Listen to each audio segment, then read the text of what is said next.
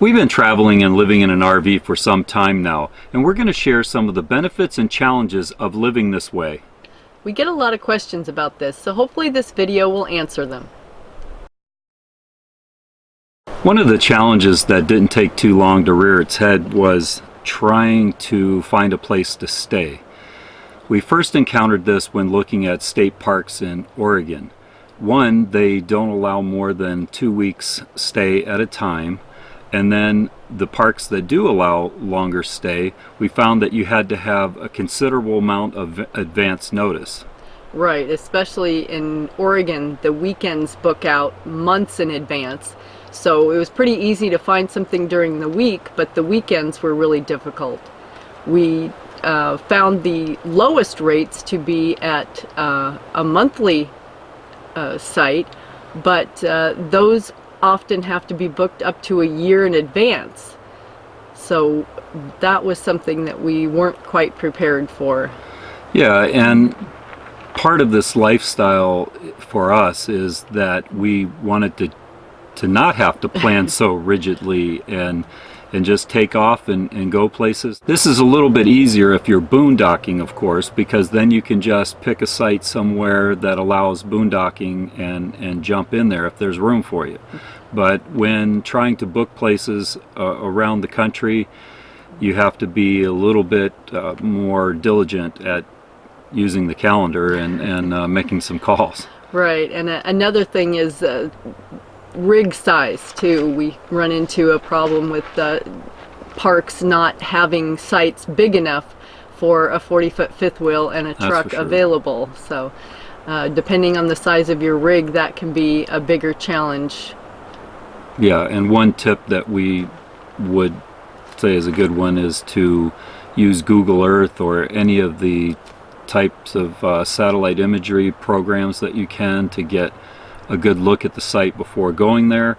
I've said in other videos that it's easier to drop in from helicopter at some of these places than it is to drive into them. So it's best to get a great idea of what it's like to maneuver in the park that you're going to. Another challenge can be connectivity, having internet on the road. Yeah, we want to have internet, and we found that it's quite expensive to maintain a hotspot. So when we hit some of these RV parks, we like to have good connectivity, and we've found that what good connectivity means to them is a lot different than what we mean. We want it to actually work. So Exactly. it doesn't in many cases in many places. So it's become quite a challenge for us, but we've been learning to work with that. We've tried to find places that we could position ourselves where there is available Wi-Fi or where we've got good cellular coverage so that we can use our hotspot. Yeah, and that's another part of the challenge, is that a lot of national and state parks, the phone coverage is not even good. So in that situation, you can't even use the hotspot. So that may mean you have to run into a Starbucks or something like that if you really need to use internet. Yeah, there's other places too, like libraries, some of the home improvement stores have it.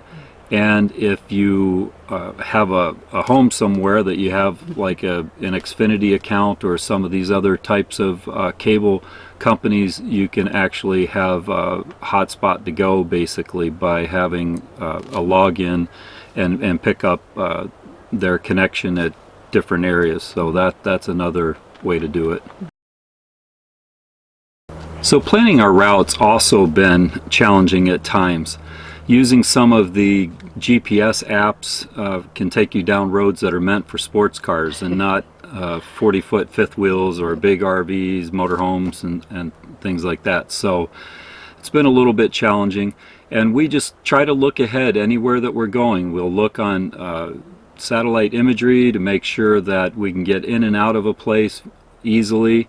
We also want to know about the weight limits on bridges and overpasses and things like that. We want to know about clearances going under overpasses, going under bridges, and also some of the tunnels. We've had some interesting tunnel situations for sure. So, you know, just route planning, that's kind of a challenge for us at times. Yeah, we try to plan staying on major highways rather than little back roads. We will stop somewhere centrally located and venture out just in our truck from there if there's places that are on small roads like that that we want to see, but try not to take the RV into those little tight, narrow places. Yeah. It can definitely be challenging, but there's always ways around it. The thing is to do your homework and to check out all of the apps and things that are available that show how other people are going in and out of there. I've used a rule that if an 18-wheeler can get into a place, then that's probably going to work for us. Yeah. You know, they're a little bit better at what they do, but I'm not too bad at it either. So if they can do it, I probably can do it. A challenge that you have living in an RV is packing up and setting up in order to move. This at first can seem like it's quite a bit of work, but you quickly get into a routine of who does what, and you just kind of get it done really quickly. We have a checklist that we go over when we're done, but this challenge really, it's not that big of a deal. It's not that bad. It's just different than what we had been used to in our stationary house. We didn't have to, you know, if we wanted to go somewhere, we just left out the door. We didn't have to pack things up and bring that along with us. But we actually, as we'll talk about later, that's actually a benefit that we like, is being able to take everything with us. Right. But it does require some work to pack things up and to get ready to get on the road. But, you know, like Susan said, you know, we use a checklist, so that helps quite a bit and takes the edge off of that. Yeah. It helps a lot. It does. So there are also some minor inconveniences that are challenges. One of the things is getting to things. Now, because we have less space, we have to use it efficiently, and that means putting things in front of other things. And when in the house, I just had everything out where I could see it and go right to a thing or into a certain room or what have you. But with a lot less space, we have to compact things in. And so I tend to have, even though we've pared down, I tend to have a lot of gadgets and accessories and stuff that I use. So in order to get to those, I usually have to move a few things depending on, you know, what I'm using at the time.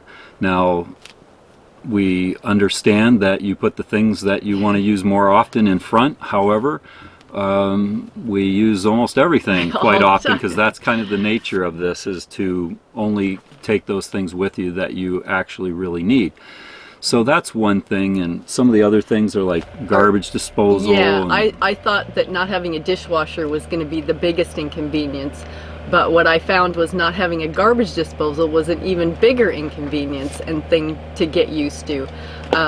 It's just something that you miss a little bit, but it's really not that big a deal. Laundry, not really that big a deal. I mean, wasn't always a fan of laundromats, but the good thing about laundromats is you do all your clothes at once, and it's done in an hour and a half, and you're not spending all day on it. So even the inconveniences can be turned around into a positive. And like you said, you know, when you're doing all the laundry at one time, that helps, but you can also hit the Wi-Fi while you're at a lot of laundromats. So, you know, it's just, you know, every thing that you do, every way that you live, there's going to be challenges and benefits. So we're just trying to work through those things and make it all, you know, work out for us. Yep. One challenge that we haven't had to deal with too much yet, but is always a possibility, is breakdowns and repairs. In your house, if your refrigerator breaks down, they don't tell you, bring your refrigerator and everything you own into the shop and we'll take a look at it. In an RV, if your refrigerator breaks, that's what you're going to have to do. Well, in some cases, maybe you'll have someone come out and fix it, or you can get a part and do it yourself. But the challenge is that there are things when you break down that everything you own is all together, and it could be problematic and disconcerting at times. So I'd say that's probably one of our biggest challenges. We haven't had to face it too often. We just had minor things, thankfully. But if we do have to deal with those things, it's certainly going to be challenging. Yeah, we did have one situation with the truck that needed to go in for a warranty repair, and they thought it could take several weeks to get a part. Fortunately, it didn't. It only took a day. But without the truck, we can't move our RV, and if you're in a place that has a stay limit and you need to move, that can create quite a challenge. Right, so we hope that we don't get these types of inconveniences, but it's definitely one of the challenging aspects of this lifestyle. Yes, for sure. So finances is another challenge, and that can be challenging no matter where you live. However, for us in an RV, being mobile, it makes it a little bit more difficult. And we're working through some things with that, and we're trying to maintain an income, but it is definitely a challenge. We're actually going to do another video on that subject by itself, because we think it's a very important one that a lot of people are interested in. So, yeah, watch for a future video. We'll get more in depth in a future video. One of the benefits of this lifestyle is exploring new places. Yeah, those micro things, not necessarily the big things, but the little things. Right, just the grocery stores, the restaurants, the laundromat, whatever is in the new place that you're at, just finding a new one. We tend to get used to what's near our home, and when your home moves all the time, you get to constantly discover what is new in your area. Yeah, and you can use some of the apps that show you what's going on in the area or what's around you to find things, and also just asking some of the locals. We've done that, right. And just find out, you know, hey, where do you like to eat around here? What's good, what's bad, you know, that kind of stuff. So yeah, just the little things, not just those big things that you go somewhere for, but some of those little things are just kind of cool to explore. Yeah, I like that. Another benefit is changing the environment. Like if we want beachfront property, we head to the coast. If we want to be in the mountains or in the forest, you know, it's exciting to be able to make those changes based on what you're feeling at the time. So changing the environment has been amazing. And being able to change the weather is also very amazing. I mean, every part of the country has either snow or humidity or heat or whatever, and being able to move around so that you don't have to experience 6 months of bad weather a year is really a great benefit, one that we really enjoy. Yeah, that's been great. Like I always say, no matter where you live in the country, you've got to put up with something. In America, you know, like up in the Northeast, you might have 6 months of snow. In the Southeast, 6 months of humidity, 6 months of wind in the Midwest, and 6 months of intense heat in the Southwest, and maybe 6 months of dreary rain and dark in the Pacific Northwest. And that's a broad generalization, but there is some truth to it.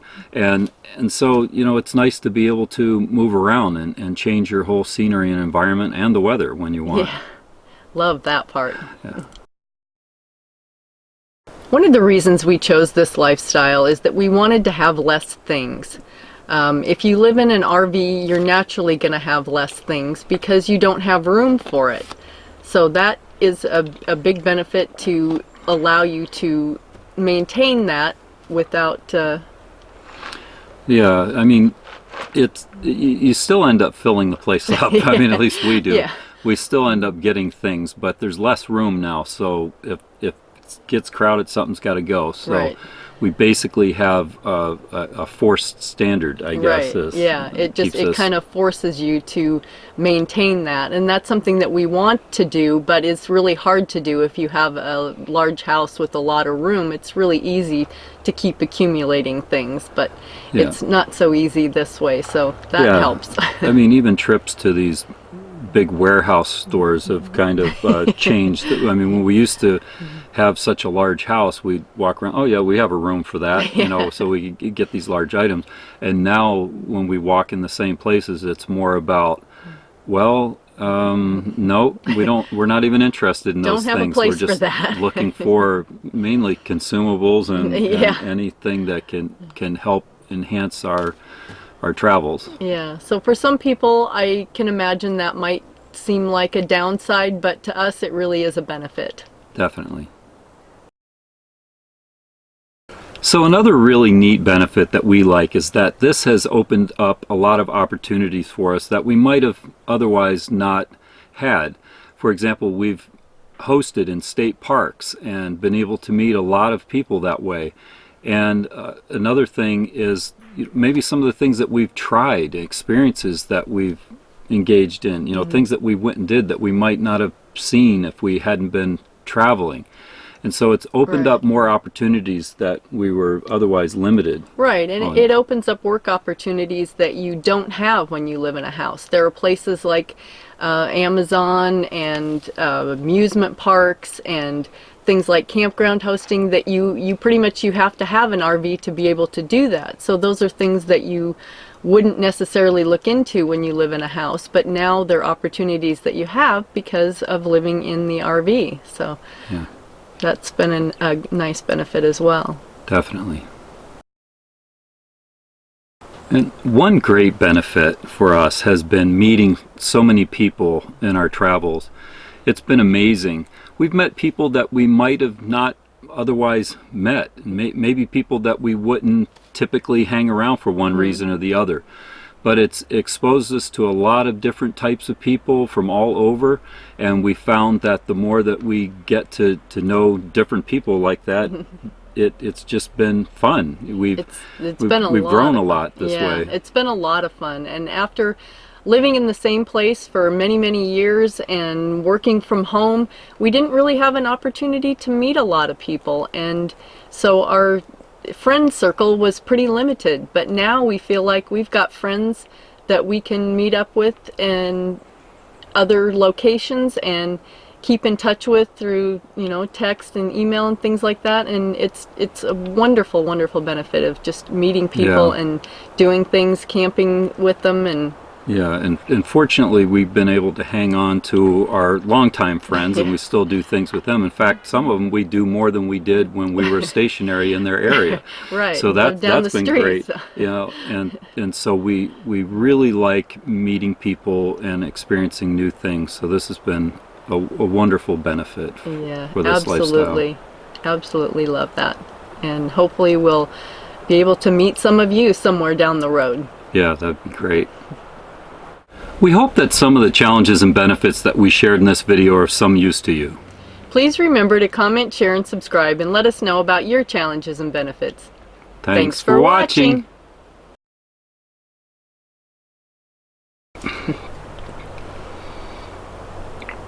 Hold on, I gotta have beer if I'm gonna do this.